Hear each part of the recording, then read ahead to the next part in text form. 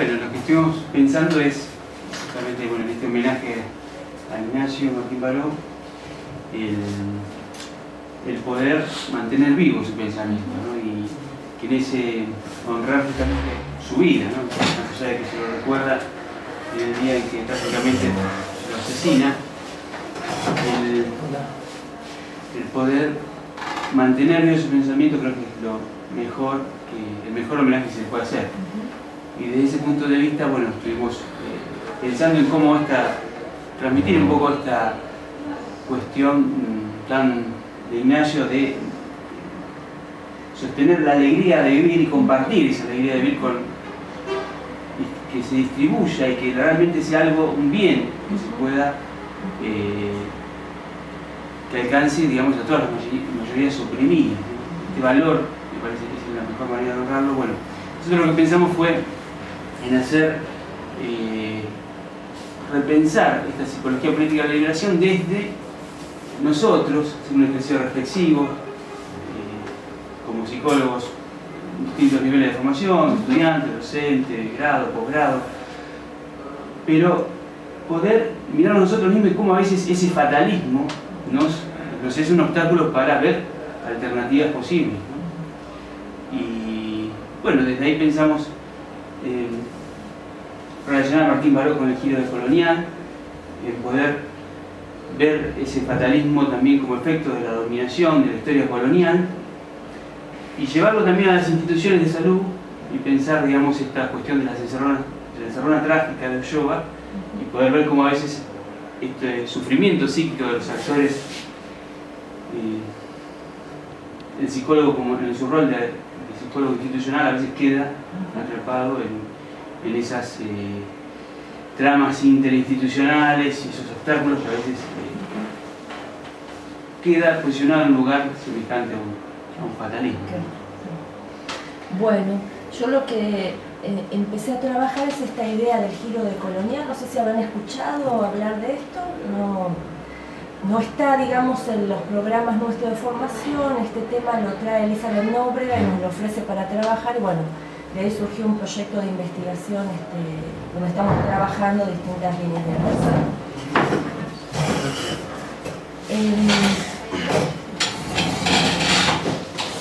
Lo que se denomina giro de colonial en sí es un abordaje que intenta mostrar el impacto en, digamos, lo que sería el invento de la América, ¿no? Es decir, porque esto es un movimiento que critica el eurocentrismo y muestra cómo el eurocentrismo a partir de la conquista no solamente colonizó las tierras, sino que colonizó el ser, el poder y los saberes. Entonces ellos lo que plantean es que a partir de esa crítica al eurocentrismo, que la modernidad, la constitución de la modernidad, por eso ahí pongo, ¿no?, que se inventó América, si nosotros nos ubicamos geográficamente, como conocemos el mundo, y las Américas a partir de las Indias, eso es un invento hasta geográfico, porque de hecho Europa Occidental no existía hasta ese momento. Por eso estos autores a eso le van a llamar como digamos, un invento de la segunda modernidad. Y la modernidad en sí, con el capitalismo, empieza a constituirse a partir de la revolución industrial. En esa segunda, es decir, si la revolución industrial tiene que ver más con una cuestión económica, ¿no?, de la creación del capitalismo global, en esta segunda modernidad empiezan a verse realmente indicadores de que esa apertura va a incluir en la conquista a nivel mundial.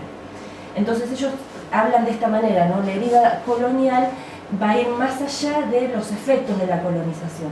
Si bien la colonización, uno puede pensar que en el mundo moderno actual, con la constitución de los estados nacionales, eso tiene como un cierre y un fin, estos autores van a decir que no, que la modernidad es constitutiva por la colonialidad. Y van a tomar un concepto muy interesante de un autor, un sociólogo que se llama Aníbal Quijano, que de hecho lo que tomé yo fueron como la primera generación de lo que serían los estudios decoloniales, que empiezan no en Latinoamérica, sino en Estados Unidos, en la Universidad de New York, se empiezan a hacer talleres pensando la invención del otro, Europa en relación a estos saberes que les planteo, con los autores que venían de la rama de la teoría de la dependencia o de los movimientos en relación a la teoría de la dependencia que plantean un panorama económico, político, en relación a cómo está distribuida la riqueza entre norte y sur, ¿no? Estos dependentistas de los años 50, 60, donde ahí vemos perfectamente las ideas de Martín Baró cuando él critica la de Sal, ¿no? Estas ideas dependentistas, lo que proponían era como que había un ciclo evolutivo hacia el desarrollo de un nivel inferior a un nivel superior, que por supuesto lo habían alcanzado los países desarrollados como Estados Unidos, como primer indicador Europa, y que los países no desarrollados o en vías de desarrollo teníamos que tomar por ese camino. Entonces el planteo era que la oferta y la demanda la regulaba el centro y no la periferia, y por supuesto el centro eran estos países hegemónicos, que tenían los bienes de capital, por lo cual nosotros quedábamos totalmente protegidos en entrar a esa oferta-demanda porque teníamos las materias primas, pero comprábamos al doble estos bienes de capital para elaborar las materias. Entonces desde ahí empiezan a posicionarse y empezar a pensar esta cuestión de cómo el eurocentrismo inventa ciencias, saberes y subjetividades.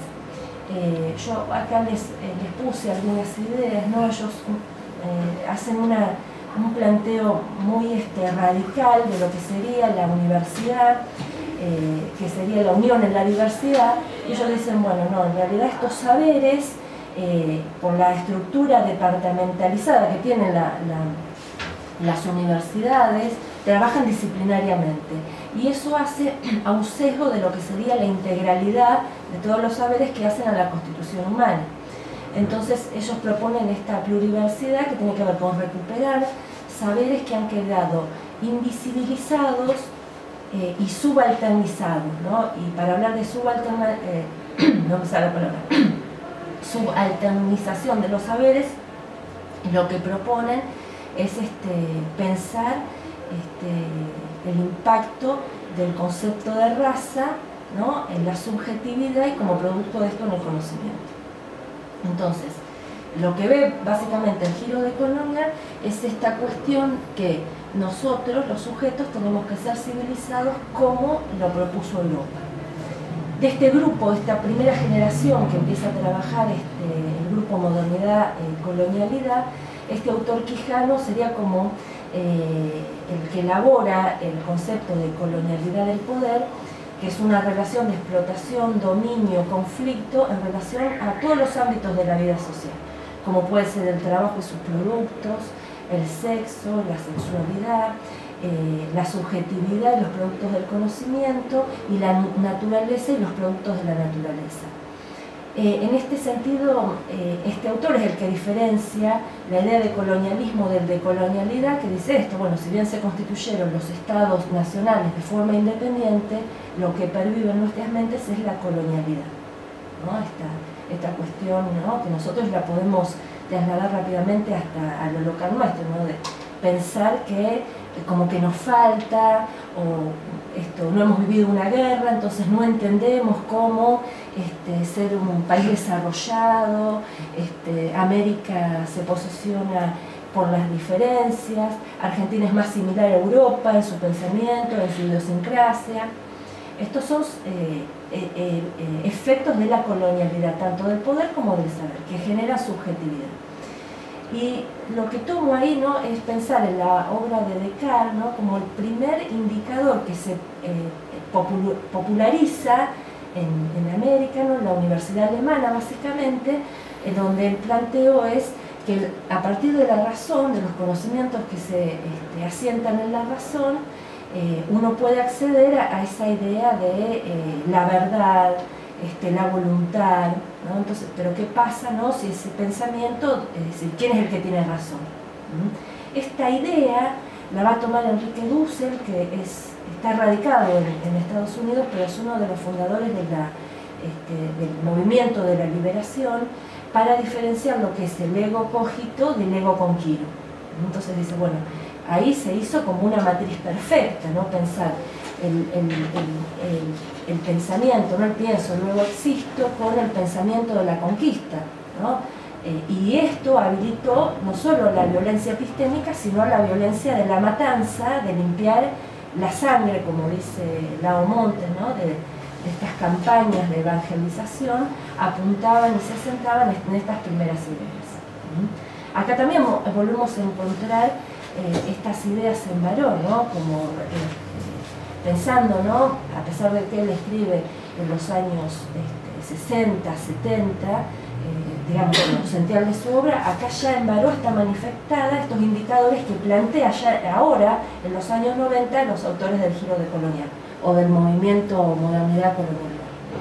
Y él hace, en el apartado que tiene en Psicología de la Liberación, del opio religioso, la fe libertadora, ya plantea lo que sería la religión del orden en cuanto a la evangelización y lo que sería la libertad en subvertir, digamos, estas condiciones donde han quedado oprimidos los famosos condenados de la tierra, ¿no?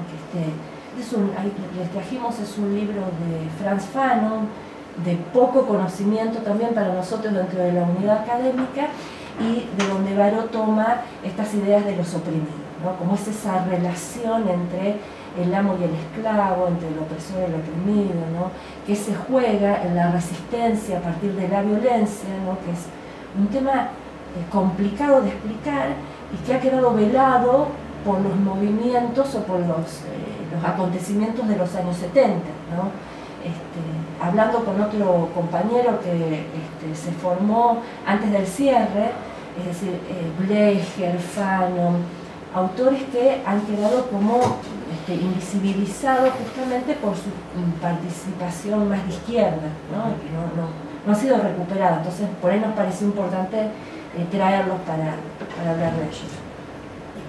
Y volviendo a Quijano, lo tomo a Quijano porque Quijano es el que primero, al hablar de esto de colonialidad del poder, Santiago Castro Gómez va a empezar a hablar de la colonialidad del saber, ¿no? Se diferencia de Quijano en el sentido que dice que Quijano le encuentra un punto de vista algo económico, ¿no? Y por ahí discute cómo Quijano analiza el tema del poder. La realidad es que la importancia de Quijano en el pensamiento de Castro Gómez es pensar el concepto de raza. ¿Qué plantea Quijano? Que las diferencias entre los superiores y los inferiores siempre existieron, pero fueron tomando forma a partir de los saberes eurocéntricos, y que ese concepto de raza, donde ubica color,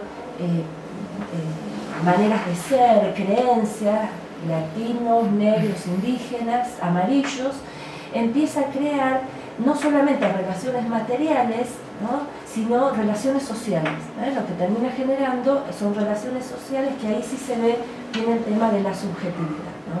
Entonces lo que plantea, ¿no? Que esta idea de raza lo que muestra es mirar al oprimido con los ojos del dominador, y eso también lo podemos ver en lo local, ¿no? Qué avanzados que están los países del primer mundo, ¿no? También lo podemos ubicar ahí. Y Santiago Castro Gómez hace un trabajo muy interesante porque ellos también empiezan a trabajar distintos conceptos, ¿no? A darle vuelta a esta cuestión y a operar con otros conceptos, ¿no? Que no son los que conocemos habitualmente. Me pareció por ahí transmitirles importante de lo que es la Ibris-0. Él dice que junto con el pensamiento eurocéntrico, con la ciencia, ¿no? Que marca, ¿no? Todos los indicadores positivistas, cuantificar, calificar, medir, objetivar, todo esto de forma neutral. Él lo que dice que, bueno, en ese momento se juntan lo que serían aspectos religiosos. Entonces hay un ojo, un buen ojo de Dios que mira por sobre los hombres, y que cuando se inventa la América en 1492, el punto de Ibris-0 es pensar que esa historia empieza ahí. Digamos, dejando de lado, subalternizando todo lo que sería el Nahuantisuyu, el pensamiento de Huamán Pomá de Ayala, para un autor que escribe en el año 1600, Nueva Crónica y bien Buen Gobierno, y describe todas las poblaciones del norte de lo que sería el Perú, bueno, todas las poblaciones aledañas, y establece, es decir, describe cómo se relacionaban y se distribuían el trabajo comunitariamente, ¿no? Lo mismo con Asia, África y la India, ¿no?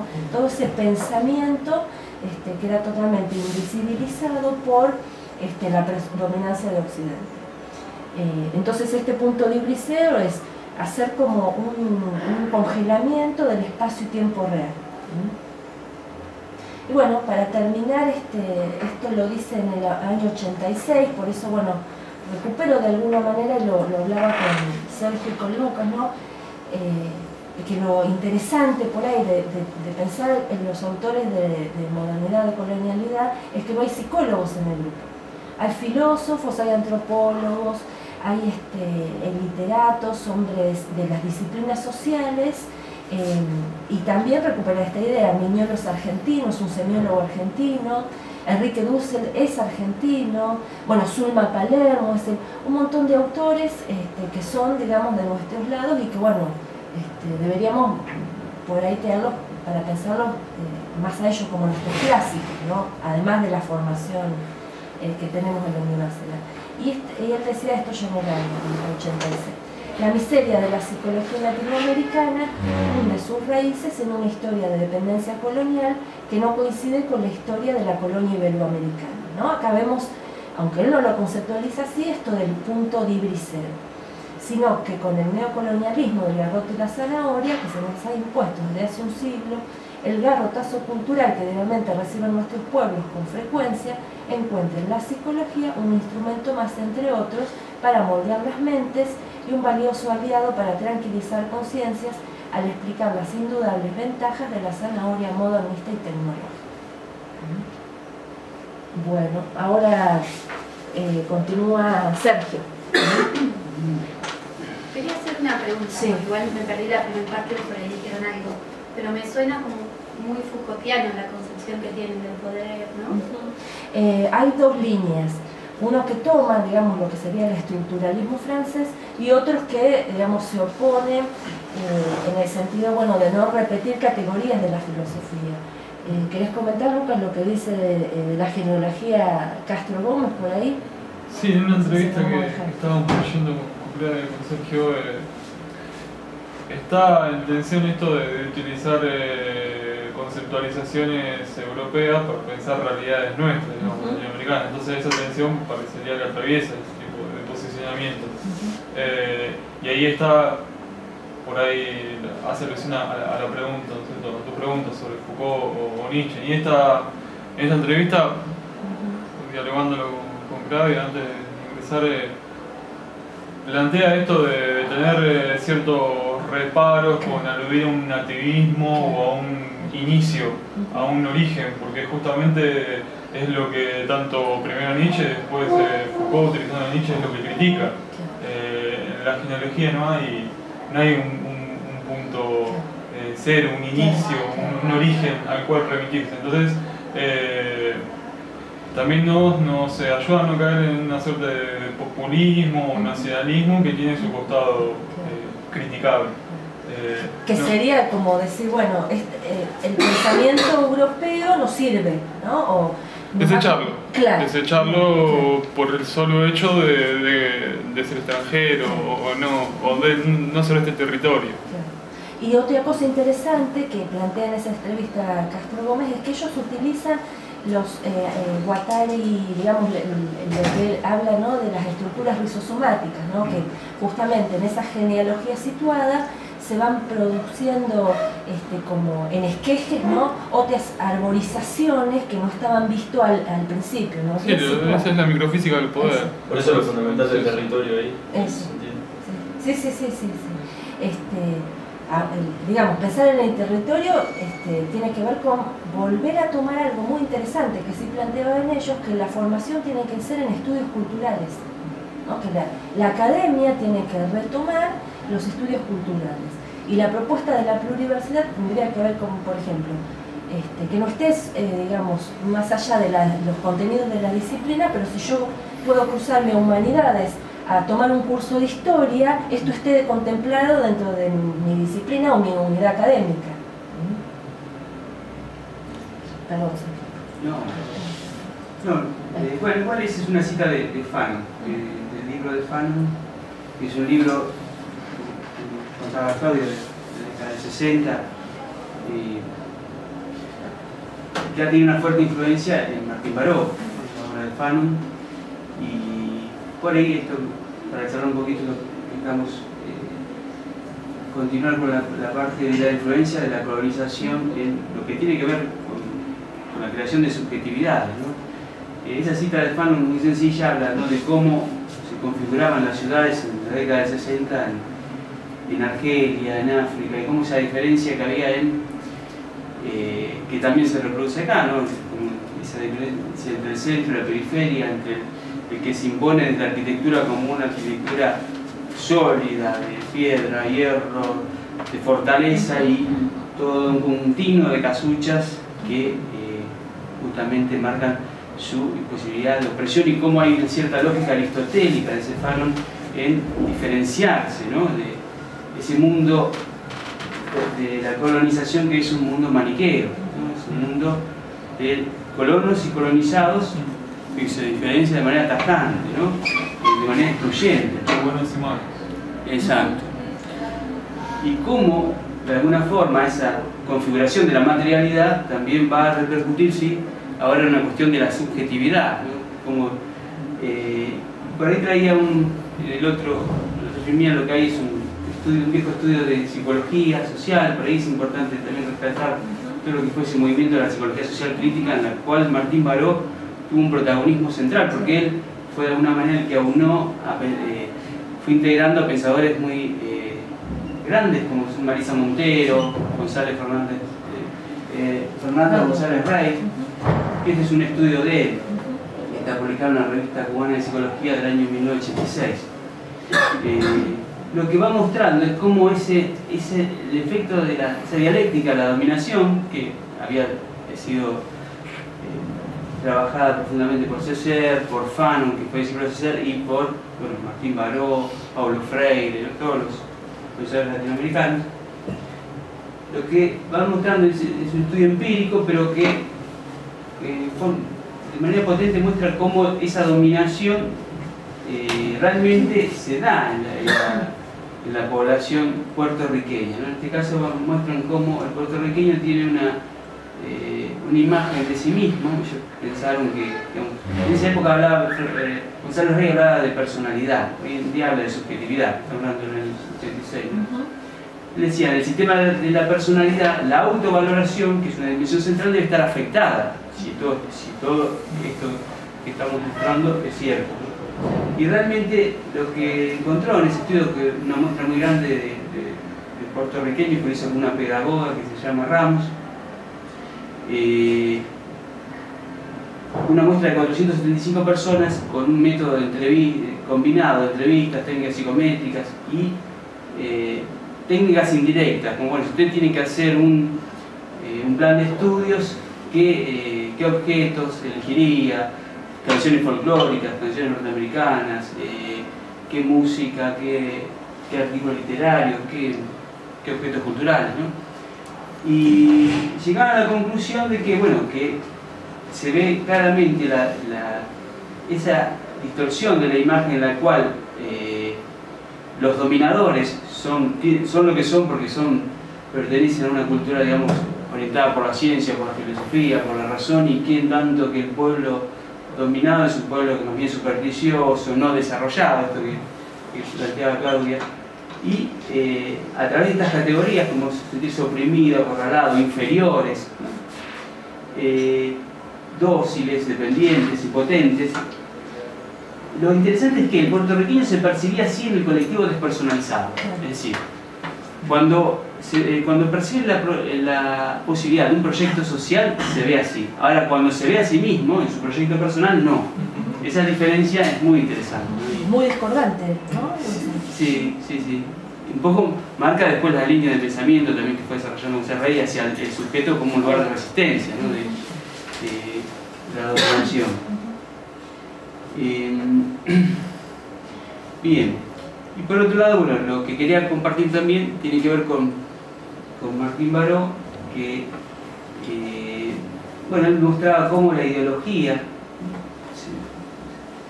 forjaba el carácter en lo cotidiano a partir de algunas instituciones básicas como la escuela, la moral, la familia. Esta educación bancaria tan criticada, ¿no?, que es una crítica muy fuerte que hizo Paulo Freire, que nosotros generalmente lo vemos desde lo pedagógico, y decimos, bueno, esto de pensar que el docente tiene saber y que el alumno es una especie de ser sin luz que tiene que transferir receptáculo, claro. Pero además hay toda una manera de esa educación bancaria de reproducir el capitalismo a través de forjar un fuerte individualismo. O sea, la educación bancaria lo que transmite es la prioridad de ser individualista, ¿no? Y de esta creencia de que uno va progresando por su propio esfuerzo, por su propio mérito individual. A su vez, la familia del contexto salvadoreño, ¿no?, tiene toda una, en la época del 80, no sé cómo será ahora, pero en el contexto que Martín Baró escribe, hay toda una cuestión de las familias en un régimen de derechos vulnerados, ¿no?, reproducen toda una educación machista, ¿no?, toda una cultura machista, con una desvalorización de la mujer, de los niños, desde las cuestiones prácticas, como que El Salvador es una economía en ese momento con una fuerte presión de café y, digamos, toda la familia iba a trabajar, mujer, niños, y el que cobraba el sueldo era el padre, y desde esa desvalorización de lo económico hasta la carencia afectiva, ¿no?, que produce esa desvalorización, ¿no? Por eso dice, las familias de los grupos oprimidos más bien tienen un padre ausente, digamos, un padre que produce una carencia afectiva, ya sea por la desvalorización, ya sea porque realmente hay una ausencia real. Pero lo que produce justamente este tipo de familias es una dependencia, ¿no?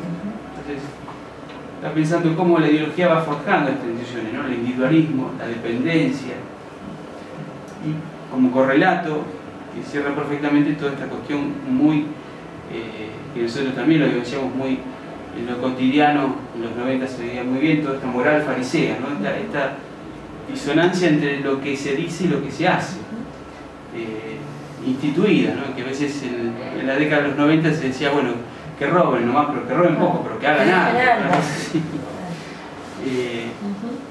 Bueno, ese conjunto, digamos, va mostrando cómo en lo cotidiano la ideología va forjando nada más que el carácter, que sería ese aspecto de la personalidad que es claramente social.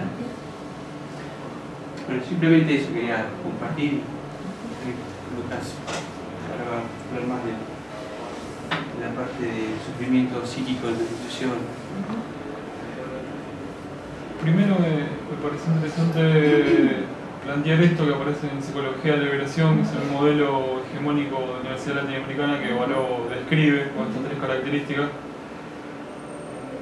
En primer lugar, la primera característica es evidente que tiene relación con los temas que han desarrollado tanto Sergio como Claudia en relación a la cuestión de, podría ser una expresión de la colonialidad del saber, en el sentido de la penetración cultural que sufren o han sufrido las instituciones de educación superior en relación a la imposición de diferentes autores que no son expresiones de conocimiento de estos territorios. Estos territorios en el sentido de una producción cultural y una teorización sobre la que a nosotros nos pasa, sobre lo que nosotros vivimos, en ese sentido, sobre nuestros propios sufrimientos, lo que están cercanos. Entonces, en ese sentido, apunta a una penetración cultural. Si pensamos casi toda la currícula, nuestra propia currícula, está atravesado por esta característica, la penetración cultural, con diferentes matices o facetas, pero es una característica sobresaliente, se podría llegar a decir. Otra característica es el mandarinismo tecnocrático. Él lo conceptualiza de ese modo, basándose en un autor francés que hace un análisis de las ciudades, sociedades tecnocráticas. Son sociedades que podría también pensarse como la sociedad actual, donde el conocimiento es un conocimiento técnico y ese conocimiento es hegemónico. Está también relacionado con la obtención del título, de las especializaciones, del conocimiento por el conocimiento mismo, y que va formando a su vez una clase que es la clase intelectual, que por decirlo de alguna manera tiene el poder, no lo tenga, pero lo ejerce desde ahí, desde ese conocimiento. Por algo lo plantea de este modo y toma esto de la sociedad tecnocrática. Hoy sería la sociedad del conocimiento. La sociedad del conocimiento sería, claro, una conceptualización más contemporánea, por decirlo de alguna manera, pero me parece que la lógica del concepto es similar, es esa. También es otra característica que se promueve. La última característica que marca es la cosificación del sistema evaluativo. Es esto que también, por eso es tan importante toda esta perspectiva, ¿no es cierto? Porque se ocupan de teorizar y conceptualizar lo que está ahí. Es lo que vivimos en la universidad, la cuestión de la nota, de la pasión por la nota, de que mi victoria es victoria en tanto el otro, o mi nota vale en tanto la del otro, no es tanto como la mía. Esta cuestión de relacionar y todos los sistemas evaluativos que se van conformando en relación a la investigación y todas sus jerarquías y todos sus sistemas de beca. La extensión no tanto por distintas cuestiones, pero hay algo de eso. No es un juicio valorativo que hago sobre la investigación, sino que evidentemente tiene esta lógica, este tipo de sistema. Así funciona. Podemos formar parte de eso o no, pero así funciona. Y Baró también esto lo ve claramente en las universidades latinoamericanas. Son tres características que me parecen contemporáneas con esto que planteaba Claudia recién, y que tal vez la segunda podría ser como sociedad de conocimiento. Y por ahí lo de la cosificación del sistema evaluativo se ve bien como un producto del capitalismo, ¿no? Las becas por premios, por menciones, ¿no? En las publicaciones científicas donde hay, por ejemplo, piensen no en hacer un after, ¿no? El presente artículo no habla ni de un yo, habla, digamos, se pierde la figura del escritor, ¿no? Queda subsumida a un grupo, ¿no? Un grupo que tiene que tener ciertas características, totalmente despersonalizado y descontextualizado del escritor, ¿no? Del producto del escritor. Sí, sobre todo, creo que me parece, refuerza un poco esto que marcaba Sergio de la creencia de quien escala en ese sistema es netamente individual, digo. Mi esfuerzo es el que permite el logro, refuerza la cuestión individualista. Lo vemos acá puntualmente, ¿no? Tenemos digamos, cierta formación en lo que es la estructura del grado y una oferta de posgrado en los últimos 10 años que excede realmente por ahí la tarea, esto sí yo lo pienso críticamente, ¿no? En lo que sería la formación del grado, ¿no? Reforzar el grado y no tener tanta oferta por ahí en el grado, justamente porque pone a funcionar estos circuitos, ¿no? Alejando lo que es el joven profesional de la inserción laboral y del experto, no del profesional experto. Son algunas categorías básicas de la psicología de la liberación de Martín Baró, y hoy ya se puede pensar de todos aquellos que forman parte del movimiento y de la perspectiva en Latinoamérica. Son algunos conceptos básicos de ideología. Baró en psicología de la liberación, tomando a otro autor, a Marcuse, de la Escuela de Frankfurt, él define a la ideología como la internalización de necesidades. Es decir, los sujetos internalizan necesidades que obviamente no son propias, sino que son ajenas y son propias de determinadas estructuras de poder que al lograr justamente que los sujetos, el colectivo humano internalice esas necesidades que les son ajenas, logre la homeostasis y la perpetuación en el poder. Es una definición posible de ideología, es la que plantea Baró. Él lo aclara en otro artículo de forma heterodoxa porque no es la definición de ideología marxista, digamos, falsa conciencia. También interesante de la definición de ideología de Baró es como el plano existencial del concepto, porque él dice que la ideología no se piensa en el sentido de que se vive en lo cotidiano, los pequeños actos supuestamente insignificantes de lo cotidiano, que tengan mucho significado, pero es primero vivencial la ideología. Eso es como muy interesante también. El compromiso crítico también es otro concepto interesante porque Baró se compromete y acepta que ese compromiso sea un compromiso, si se quiere, de clase, es decir, con las mayorías populares, con los oprimidos, todo esto que estábamos desarrollando, pero lo crítico está ahí donde no, me parece, no tiende a idealizar esas mayorías populares o lo que las mayorías populares pueden ofrecer como sus virtudes, su cultura, su modo de vida. No cae dentro de que en definitiva expresa un tipo de cultura, que es una idea sumamente peligrosa. Por eso es crítico. Si expresa una cultura, es una cultura producto de la dominación. La cultura de la pobreza. La cultura de la pobreza, que le hace la diferencia en el capítulo latino indolente, psicología de la liberación. Me parece importante hablarlo porque es algo como que está muy instaurado y por ahí termina siendo un argumento útil para justamente... Lo vemos puntualmente con estos últimos eventos, ¿no? De 8N, ¿no?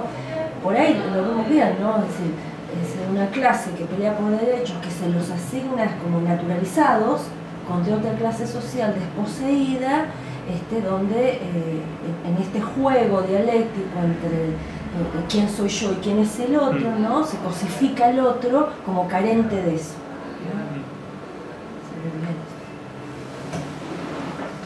Pueblo es otra categoría, es una categoría que él utiliza para pensar toda esta situación de opresión, y es una categoría psicosocial, es un concepto más que él suma y que le es útil para describir a quienes son oprimidos, ¿no? a las víctimas de todo este juego, como decía recién Claudia, dialéctico. Él cuando habla de, por ejemplo, las tareas del psicólogo de la liberación, marca esto, de la recuperación de la memoria histórica del pueblo, de poder potenciar las virtudes populares y de lograr mediante el proceso de concientización, tomando Freire, lo que él llama desideologizar. La liberación tiene que ver con esto que desarrollaba recién, más específico con estos tres haceres, con esta nueva praxis. La psicología de la liberación plantea cuestiones muy profundas respecto a cambio, ¿cierto? No solo en el qué, me refiero a lo conceptual, sino también en el cómo. Bueno, eso también podría ser una característica de las universidades latinoamericanas, que nos enseñan el qué continuamente, y no el cómo. Son 5 años de qué. Sí, sí. Se supone que en el post vamos a buscar eso. No sé, tampoco sé. Que... Sí.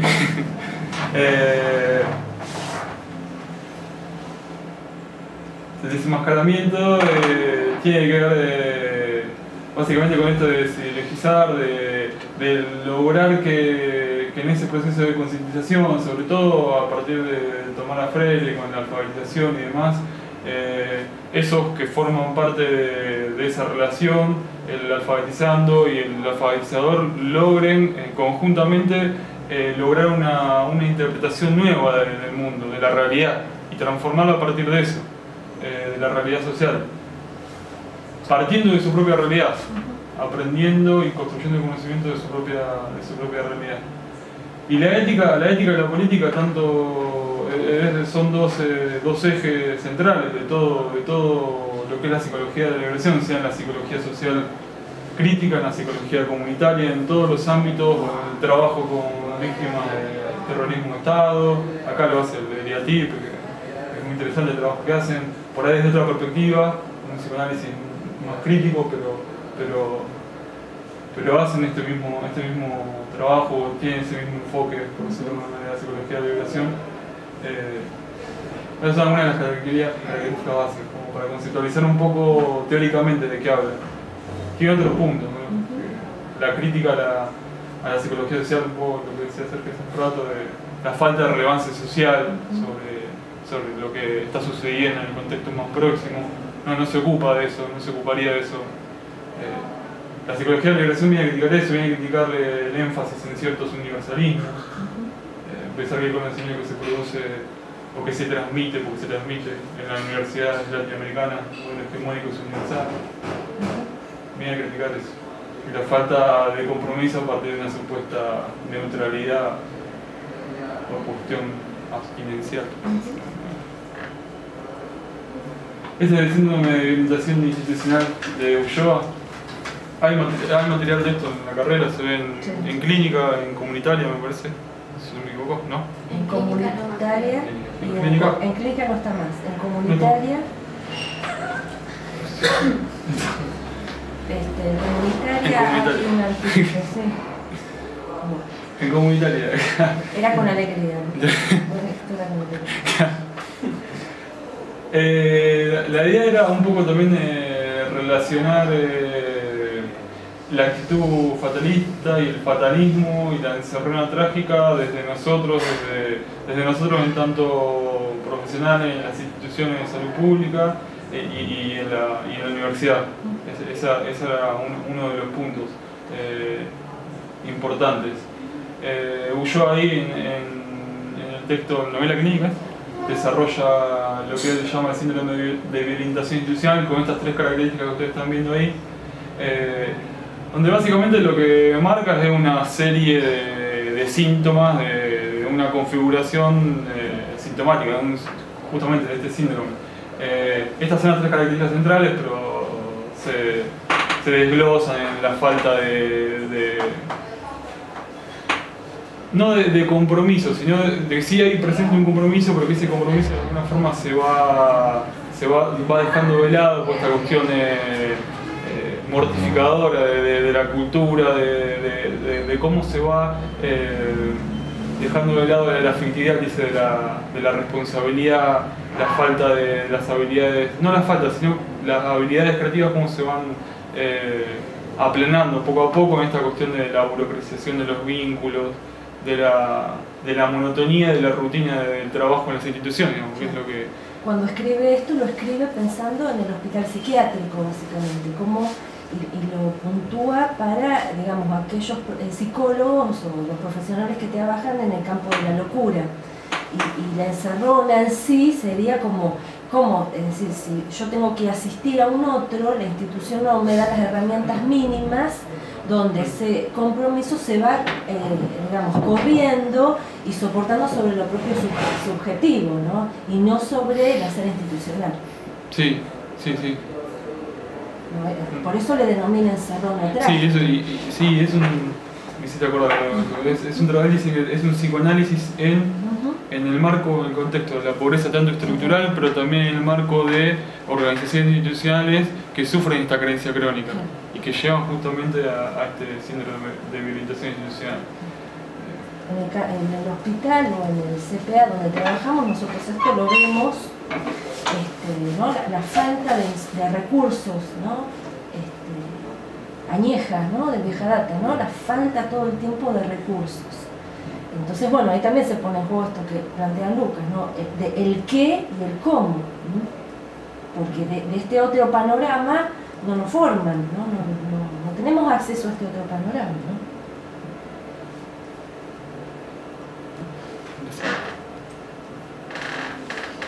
Y este es el síndrome que también en psicología de la liberación Baró explica y describe con las tres vertientes: tradicional, la afectiva y la comportamental. Lo interesante, una de las cuestiones también interesantes como el pensamiento de Baró, de la psicología de la liberación, es que es un pensamiento, se puede decir, integrativo y plural.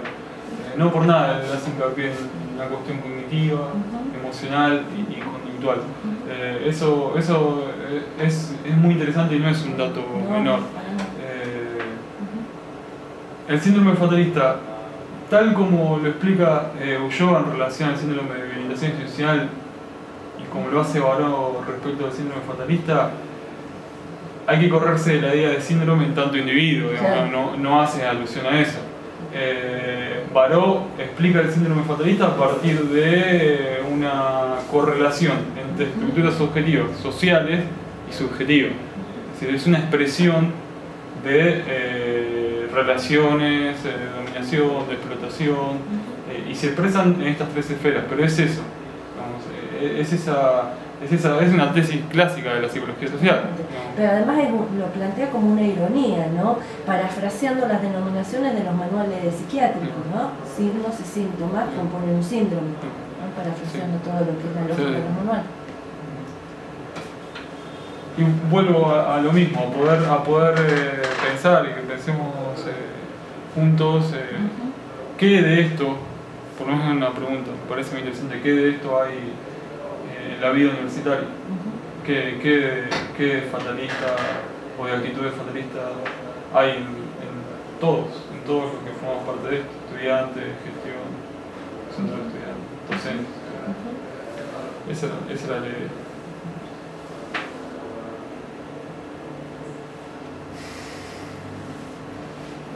¿Esa era la idea del trabajo también?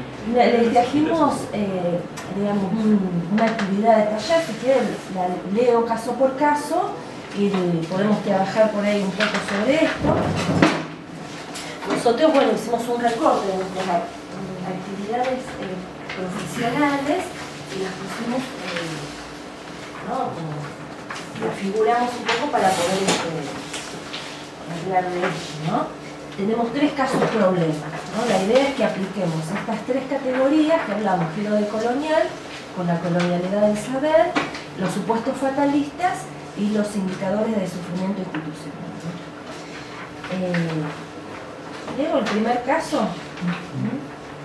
Bueno, acá la consigna es esta, ¿no? Indagar aquellos aspectos de la formación académica que fomentan actitudes relacionadas al síndrome fatalista. Conjeturar expresiones del síndrome fatalista en su triple vertiente, ideacional, afectiva, comportamental, posibles de observar en la práctica profesional.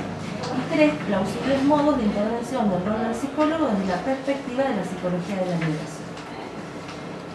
Tenemos la situación problema A en relación a los pacientes duales.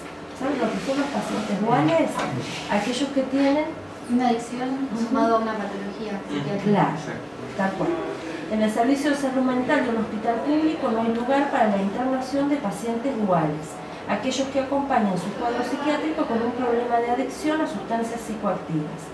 Por otra parte, no hay en dicha ciudad instituciones intermedias de atención especializada en patologías duales, como hospitales de día, comunidades terapéuticas para duales. Frente a la demanda de estos pacientes, el equipo interdisciplinario debate y aparecen los siguientes posicionamientos. Cerrar la internación, derivar a la red provincial de la Subsecretaría de Atención a las Adicciones, recurrir a la justicia para que simplemente la ley de salud mental, la nueva ley, ¿no? 26657. Vamos puntuando por ahí, ¿no? Caso por caso, antes de pasar a los otros. ¿Qué se les ocurre por ahí de las 3 categorías estas? ¿Qué les pasa al equipo que propone cerrar la internación?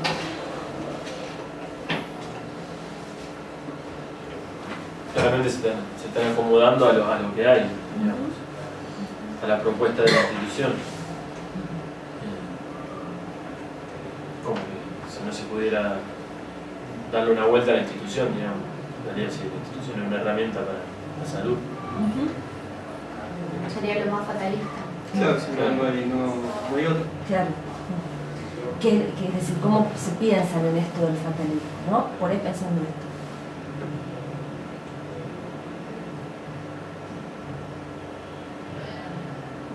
Esto es así, no se puede hacer nada. La institución tiene esta dinámica, no depende de nosotros. Por ahí, derivar a la red provincial de la Subsecretaría de Atención a las Adicciones. Sí, claro, todo esto ya había cerrado la comunidad de duales que se enoja. La Subsecretaría de Atención a Adicciones tiene 9 comunidades terapéuticas y el año pasado, cuando pasa de salud a desarrollo social, un tiempo de desarrollo social, cierra. Opentro queda el único lugar en la provincia que atendía la problemática de los pacientes duales. Ahora lo están perdiendo, pero sí que también sería un problema. Claro. Sería tan fácil de llevarlo. Claro. Y que aparte son muy poquitas camas. Sí. Por ejemplo, ¿cómo sería derivar a la subsecretaría un paciente psicótico con una adicción? ¿Qué diría la subsecretaría? ¿Cómo se lo carga? Claro. Probablemente. Claro. Aparte también lo que decían hoy, la falta de compromiso, la desimplicación del profesional. Sí, esto se ve mucho, digamos, nosotros pensamos, ¿no? La encerrona trágica también en esto del fatalismo, porque va más allá del compromiso profesional en el sentido de que, por ejemplo, atención a las adicciones diría que no, porque pondría como en agudo la condición de la psicosis, y que no sería el lugar para atender, digamos, este aspecto patológico. Por el otro lado, dividiría en jurisdicciones, ¿no? Es decir, bueno, esto remite al gobierno bonaerense. Digamos, queda hay tan entrampado lo que son la articulación entre el primer nivel de atención, la provincia y la nación, que digamos, quedaría justamente soportando sobre el peso del equipo profesional la decisión de qué hacer con ese paciente, posiblemente quedaría. Sí, ahí está justamente nuestro plato. Sí. Quedaría, digamos, en el lugar, nunca saldría del lugar, ¿no? Porque tercera apelación. Claro. Sí. O esto que marca también Sergio, la subsecretaría de Deseo estuvo en el Ministerio de Salud. En menos de un año fue a Desarrollo Social y en el periodo ventana Scioli planteaba ponerlo bajo el Ministerio de Justicia, ¿no? Judicializar las adicciones, ¿no? Penalizar las adicciones. Entonces, bueno, ahí volvemos a contar esto de la encerrona. Y cómo la falta de una política clara es lo que hace que por ahí los profesionales quieren esa encerrona, ¿no? Lo trasciende, ¿no? Lo que puede hacer un profesional personalmente. Pero por él, Sí. que por ahí la sensación de la encerrona es que el mismo profesional o grupo de trabajadores que están para trabajar en la salud se encuentran justamente llenas de herramientas de institución, pero aparte con una lógica que les dice, bueno, esto se maneja así, o sea, si la salud no va por acá, nos vemos, o por lo menos te damos hasta acá, después, no sé, manéjense. Y es como una fuerte presión porque vos estás buscando trabajar justamente en el ámbito de la salud y no podés estar vos obligado de alguna forma o acorralado a trabajar en determinadas lógicas. Y la otra, también paradójica, es recurrir a la ley de salud mental. Ustedes habrán hablado, discutido la ley. El principio básico es la prevención en salud. Pero estos pacientes están o en una cronicidad o en una etapa aguda. Entonces, ¿cómo hacer, ¿no? ¿Cómo articular la propuesta de la nueva ley? Más aún cuando, además del principio que acompaña, son el acotado tiempo de internación. Para el acotado tiempo de internación tienen que haber estructuras intermedias donde alojar a estas personas. Parecería desconocer en cierta forma la capacidad de algunas instituciones, de cómo funcionan las instituciones. La red asistencial. La red asistencial, sí, parecería desconocer eso. Que tiene una perspectiva progresista y demás, con esto de descentralizar las profesiones, pero en ese sentido presenta fallas importantes. Para mí, una de las fallas peligrosas es el terreno de las psicopatías, ¿no? de las psicopatías y las adicciones. Porque como toman, ¿no? dentro del campo bioético lo que sea la autonomía del paciente, de poder elegir o poder decidir la internación, en un contexto de salud mental donde la psicosis quedó muy por debajo de los indicadores de salud, ¿no? La violencia, la psicopatía como que prevalecen más en los sistemas de atención. De poder elegir, entonces, en el hospital, bueno, particularmente se han dado situaciones donde un adicto con alguna causa por delito viene a querer internarse. Entonces el equipo pone en juego esto de cómo decidir, ¿no? Cuando posiblemente sospechamos que está como escondido, ¿no? Como que viene guardándose. Claro, viene a guardarse. La otra problema son los pacientes sociales. El equipo interdisciplinario de una comunidad terapéutica dedicada a la atención de adicciones debate acerca de casos de residentes judicializados, con medidas de protección de personas en tribunales de familia. La internación en estos casos particulares se ha extendido una vez logrado los objetivos terapéuticos por motivos sociales, ¿no? Esto que por ahí relacionábamos anteriormente. Carecer de apoyo familiar, no disponer de trabajo ni vivienda. En el diálogo con la justicia, el ofrecimiento de la defensora de incapaces se limita a extender la internación entrando en franca contradicción con la ley 26657. Ante semejante encerrona trágica, los miembros del equipo de salud comienzan a evidenciar síntomas de sufrimiento psíquico. El síntoma del sufrimiento psíquico, pensando en la encerrona de Ulloa, que Lucas lo trabajó en esta, ¿no?, como fragmentación del entendimiento, en lo que él habla de idiotismo, pero no como una condición de falencia dentro de lo que serían las facultades mentales, sino como pérdida de sentido común. Como merma cognitiva. Claro, falta de creatividad. Falta de creatividad. Ese cansancio, ¿no? De abatimiento. No se puede hacer nada, entonces, bueno, cae en una especie de fatalismo, esta es la relación, ¿no? Y de la imposibilidad de pensar en hacer hace que no se pueda crear en conjunto, ¿no? Y eso se va perdiendo, digamos, ese aplanamiento, como decía, se ve mucho en los equipos. Sí, me parece la creatividad en este tipo de marcos de trabajo laborales es como muy importante porque rompe con eso, con esa monotonía, el intentar tensionar desde ahí creativamente. Si uno deja eso de lado, es probable que empiece a evidenciar síntomas fatalistas. Y bueno, el último caso, pacientes entre distritos, que es un poco lo que planteamos al principio. El equipo interdisciplinario de un hospital público provincial debate acerca del problema de pacientes con intento de suicidio compensado que son derivados por los centros de atención primaria de salud municipal al hospital. Y este los devuelve al primer nivel por no tratarse de casos agudos. Entre otros problemas se encuentran las diferencias diagnósticas, mientras que los hospitales provinciales se rigen con las normas del DSM-4R. Los centros municipales utilizan los criterios de la CIE-10. Los interrogantes acerca de las soluciones posibles posicionan a varios miembros del equipo en una encerrona con sentimientos de sufrimiento psíquico, ¿no? Van al hospital en agudo, pónganle que algún paciente tomó, no sé, 20 pastillas, hizo un intento de suicidio hace 2 semanas, no está en agudo.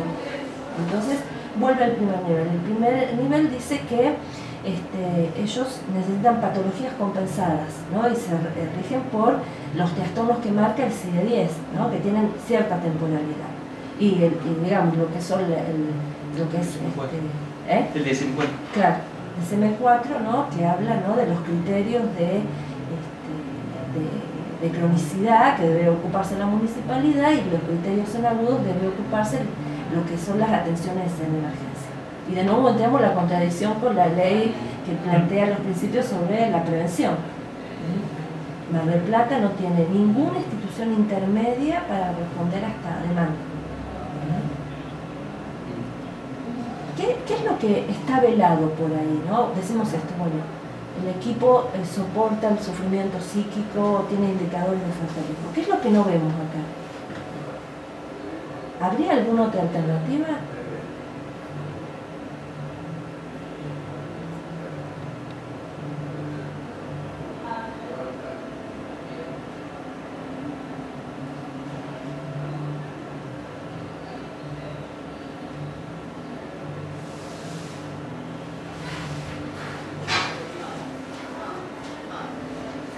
Lo que queda totalmente invisible es la pobreza y lo social, ¿no? Y justamente tiene que ver con nuestra información, que nosotros no sabemos trabajar en modelos comunitarios. No estamos hablando de la casa, del barrio, del vecindario, de la sociedad de fomento. No podemos pensar que el profesional puede ir a articular grupalmente con estos otros espacios dentro de la comunidad, ¿no? Porque justamente la violencia y la pobreza son indicadores que se presentan contemporáneamente de otra manera, y nosotros seguimos anclados, ¿no?, en la formación que buscan los trastornos en una personalidad, ¿no? Por ahí más ayornadas las teorías de la subjetividad, pero no podemos ver esto, ¿no? Ese paciente, ¿de dónde llegó? ¿De dónde viene? O esos grupos, ¿de dónde vienen? Sí, es la segunda situación problema. Gracias como para trabajar preventivamente, como para que vuelva a su red. Claro. Es decir, nosotros no tenemos esa capacidad como grupo de meternos comunitariamente. Y eso es un problema de la formación. Que no sabemos cómo. No sabemos cómo. El paciente social es una categoría de uso en las instituciones que no existe, digamos, nominalmente como concepto. Porque es muy común, digo, que se expresa en esos términos, como está haciendo vos, paciente social. ¿Qué significa eso? No, todos son sociales. Claro. ¿Pero para cuándo se usa? El paciente social es aquel... Claro, tiene la sintomatología, por la que se va a consultar, está digamos, ya no tiene criterio de internación ni criterio de tratamiento. Pero por una cuestión de que no tiene vivienda, no tiene familia, no tiene apoyo, tiene que seguir. El único sostén que tiene es la institución. El paciente social es el paciente pobre, el paciente solo, el que no tiene a nadie, que no tiene vínculos. Miren que encerrona también en esta nominación, ¿no? Pues se le da un lugar en el mundo, Sí, que es absolutamente así como lo decís, Claudio. Si no tiene. No es un damné, ¿no? Un condenado de la tierra. Y con los otros pacientes que por ahí no son sociales, como, bueno, imagino que como que hay muchas cosas antes para empezar a trabajar en la comunidad, o no sé, digo, realmente las herramientas tienen que ser muy creativas y con mucho contacto con la realidad de lo que pasa en ese territorio, porque si no es imposible pensar que de una forma tal puede funcionar. Es que justamente el que llega a los sistemas públicos de atención son los pobres, ¿no? Nosotros por ahí, en la suerte, porque acá lo que se plantea es una lógica de las oportunidades, ¿no? Entre ellos y los otros, ¿no? Para ponerlo en el juego dialéctico. Podemos recurrir al sistema universitario, de atención de la salud, a nuestras propias obras sociales, ¿no? Pagar atención, ¿no? Y esto es lo que no pasa con eso, ¿no? Justamente la pobreza es la que toma los servicios públicos de atención. Por eso la importancia de pensar en lo preventivo también, en lo comunitario, de que existan esas redes de diálogo, no crearlas así como manotazos. Claro, porque no están. El tema es que no están. Sí, eso, y no creer que por cambiar marcos jurídicos se solucionan problemas sociales. Es también un gravísimo error. Pasó con la ley de salud mental y probablemente pase con la 23.737, la penalización de consumo. No hay estructura pública. Si se quiere aplicar una política de reducción de daño, digamos, de estilo europeo, español, eso tiene que estar acompañado fuertemente como una política preventiva, si no se va a hacer un desastre. Falta ese apoyo político en lo que tiene que ver salud mental, paradójicamente donde tendría que abrirse más centros de día se cierran. Claro. Por ejemplo, en el CPA funcionaba un hospital de día y se cerró por falta de recursos. Es esa paradoja de la política. Y también nos muestra las carencias interinstitucionales con la universidad, ¿no? En otras unidades académicas la formación del grado empieza a tener una inserción con el mundo externo a partir de los primeros años, ¿no? Nosotros que nuestra herramienta pluriparadigmática podría ser la entrevista, ¿no? Que es un vínculo con un otro. Eso está en los últimos años y depende de los lugares donde uno haga la residencia o alguna práctica totalmente descontextualizada, ¿no? Porque por ahí alguien que vaya una vez tiene algo que pensamos, ¿no? Las psicólogas allá somos todas mujeres saludamentas, ¿no? La dinámica de la visión zoológica, ¿no? Quieren ver la internación de agudos, los pacientes entre rejas, hay como también una cuestión maniquea, ¿no? Con esto, pero no hay una cuestión más productiva, ¿no? y de la dialéctica del conocimiento en alguien que va a ver un rato a alguien en una institución. Porque para ver el paciente primero hay que ver la institución. Estos indicadores, estos intersticios, ¿no? de las posiciones que tenemos. No hay una articulación ni de pasantías, ni de formación. las instituciones de salud tienen su lógica y su dinámica, y la universidad queda anclada en sus proyectos académicos. Entonces hay ahí como un tira y afloje donde lo académico quiere imponer el criterio institucional, cuando se podría generar proyectos compartidos, ¿no? Bueno, hemos estado por ahí un tiempo recibiendo pasantes y ha sido dificultoso establecer criterios conjuntos de formación. Nosotros más desde lo empírico, lo cotidiano y la evaluación, el programa de trabajo que ponen las asignaturas.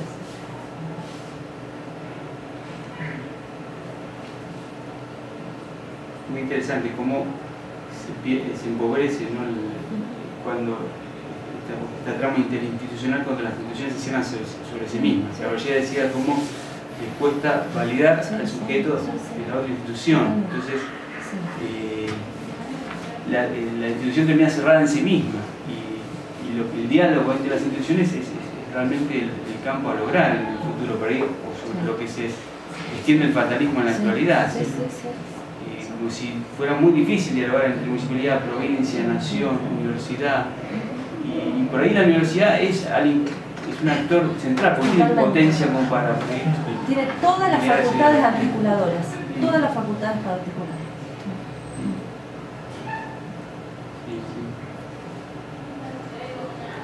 Bueno. A mí me da la sensación también como que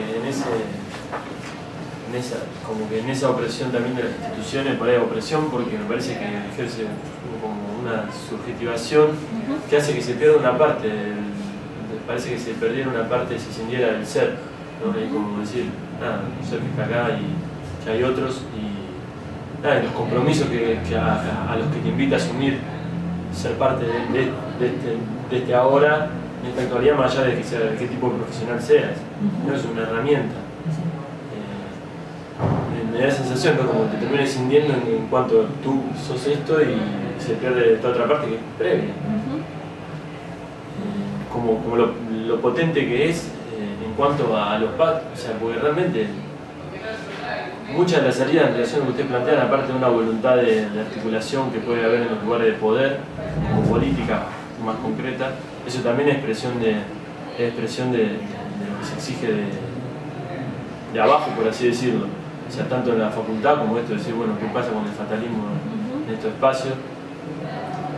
Y en cuanto a la salud mental y estos otros espacios y la posibilidad de generar esta prevención en la comunidad, como que yo, una salida muy concreta que veo es la construcción del poder popular, digamos, o sea, que pasa, o sea, que vos decís, bueno, pero eso está pasando a otro plano, y pasa que me parece que es con las herramientas que se tiene, trabajar en esa línea para que se vuelvan a contribuir los lazos, para que haya posibilidad de problematizar algunas cuestiones y que también sean contenedoras la comunidad de esas situaciones. Y en realidad tiene un plano de militancia muy concreto, digamos, pero tiene que ver con asumir la realidad y ponerse a trabajar sobre ello. Sí, ese que decís es un campo, me parece. También está el campo académico, en el sentido que es un campo de disputa. De poder visibilizar otras perspectivas que posibiliten esto que decís vos. Y eso, como digo, es un campo de disputa, se hace produciendo material, leyendo, estudiando en estos espacios, e intentando cada vez más que este tipo de saber se vaya institucionalizando. Ese también es un campo de conflicto, digamos, que hace a esta construcción que existe del poder popular. Sí. Yo tengo la experiencia de trabajar en humanidades, en la carrera de psicología, y una propuesta formativa fue entrevistar a las beneficiarias de la Asignación Universal por Hijo. El perfil de estudiante de sociología tiene otras características. Y no fue obstáculo que ellos mismos se conectaran con organizaciones de la sociedad civil para ir a entrevistar a estas personas. Y es un trabajo que se viene haciendo hace ya 2 años, ¿no? Y lo que se ve más allá de los contenidos que nosotros queremos que rescaten de la condición de entrevista, sin un cambio subjetivo a partir de una política de Estado, es la transformación que vivencia el estudiante a partir de escuchar al otro. Eso es como un rédito, un plus que no se puede operacionalizar, ¿no? Y bueno, es un primer año, ¿no? Por ahí lo llevo al terreno de nuestra disciplina, ¿no? Nosotros, eso es un área vedada, ¿no? Más allá que haya deseo de esto, ¿no? Pero es un área que queda, ¿no? Allá es muy común que vayan a comedores a hacer presentaciones, trabajen con esta idea de concientización de Freire, de otras materias que a veces les hacen la propuesta y otras veces parte del mismo centro de estudiantes, ¿no? Bastante conflictivo, porque vieron que hay tanta, ya no se pueden las líneas de distancia que hay en humanidad, ¿no?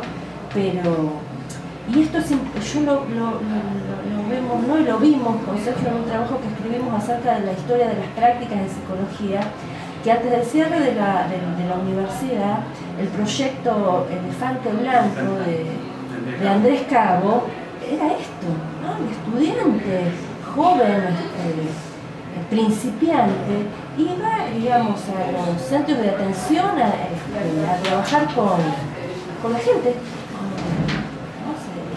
Y desde un rol desde la psicología, ¿no?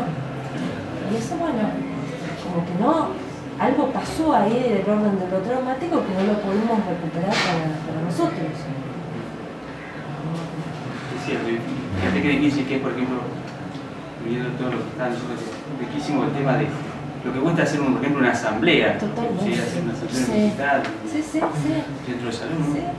Y sería riquísimo ese proyecto que está haciendo vos, poder circule la palabra, que se pueda enriquecer con la mirada del otro, la palabra del otro. Esto lo digo en un buen sentido, ¿no? Llevándolo a la convocatoria de este encuentro de hoy, ¿no? Algo similar nos pasó cuando vino Castorina, que nosotros éramos Juan Antonio Castorina, que más ha trabajado con Vaquero la obra de Vygotsky de Piaget, y nosotros íbamos como a escucharlo y éramos 7 también, ¿no? No porque nosotros seamos como Castorina, no quiero hacer esa comparación, ¿no? Pero espacios donde hay como otras propuestas o se puede trabajar más íntimamente en esto, ¿no? De que circule la palabra, estamos como más ubicados a probar las materias, ¿no? Y se pierden por ahí otros espacios de formación. Sí, también pasó cuando vino Ignacio Dobles Oropesa.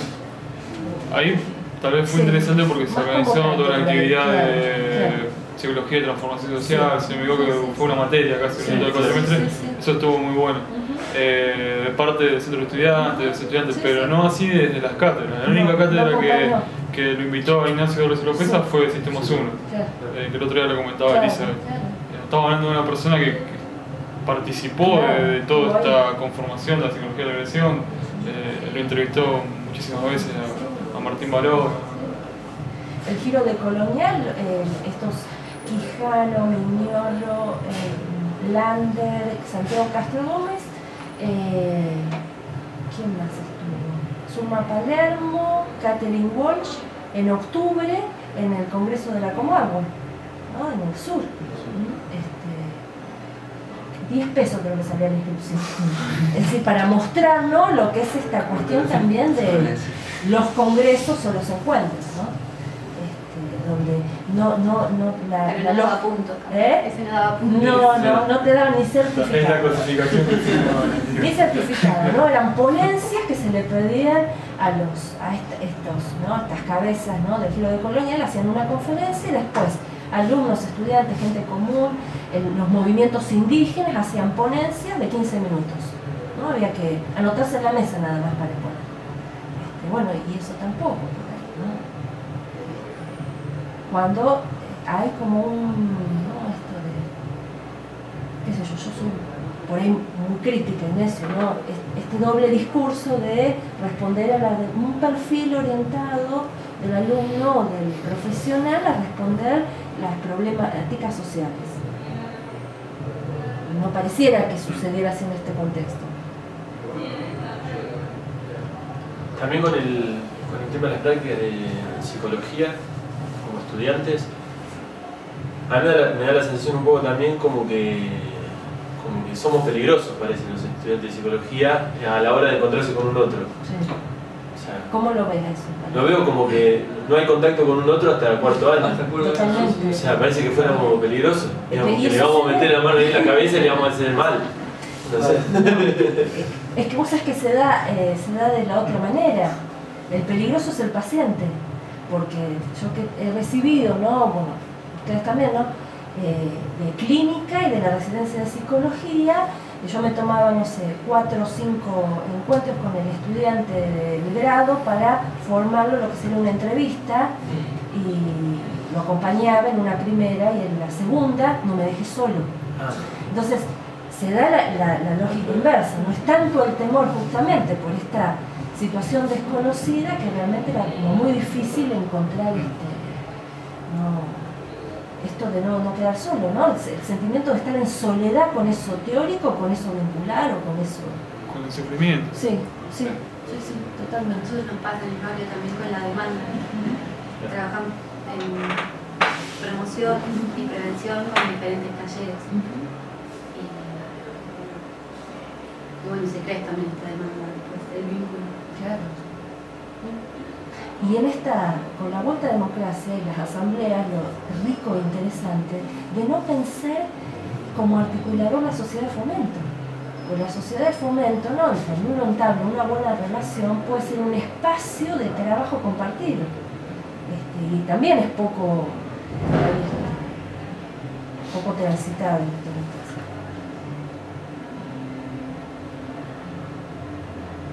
Sí, ahí también es, digo, como una cuestión que complejiza, digamos, esa relación con la sociedad de fomento. Por ahí se me ocurren cuánto interés hay por parte de la sociedad de fomento en que se genere algo de organización, aunque no sea quizás no para luchar por algo, o sea, quizás puede desencadenar en una lucha más concreta, ¿no? Claro. Puede ser, no sé, vivienda que pase el basurero, digamos, estas cosas. Pero depende también de las líneas que tenga, a ver si habilita eso o si solamente quiere quedar en un lugar más asistencialista de bajar Y las divisiones que hay, ¿no? Claro. También. Claro. Por ahí sí, más como un lugar, herramienta, como un lugar, digamos. Quizás eso puede ser un poco más accesible.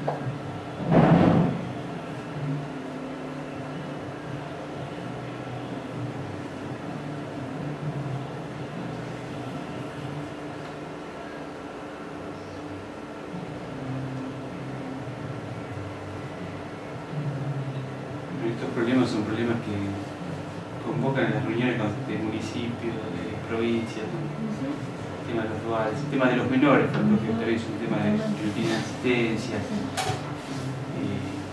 pero que realmente no se le encuentra, digamos, una solución.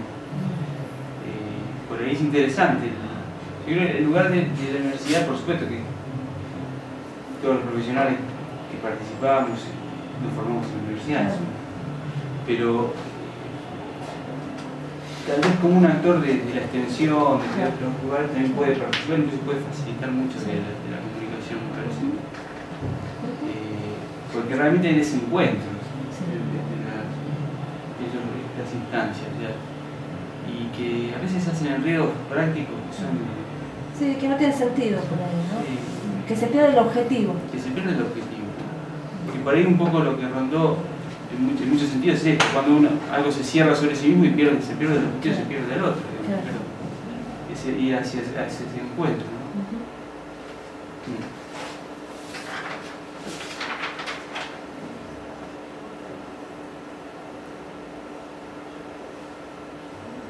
Bueno, vamos finalizando. Gracias por venir. No, Gracias por invitarnos. Gracias a ustedes por haber venido. Nos sentimos muy motivados por estos temas y tratamos un poco de hacer, anudar, ¿no? lo que aprendemos con nuestras intervenciones, ¿no? Tratamos de juntar eso, ¿no? Que no quede únicamente en una cuestión del ejercicio del conocimiento, ¿no? Tratamos de llevarlo a la práctica.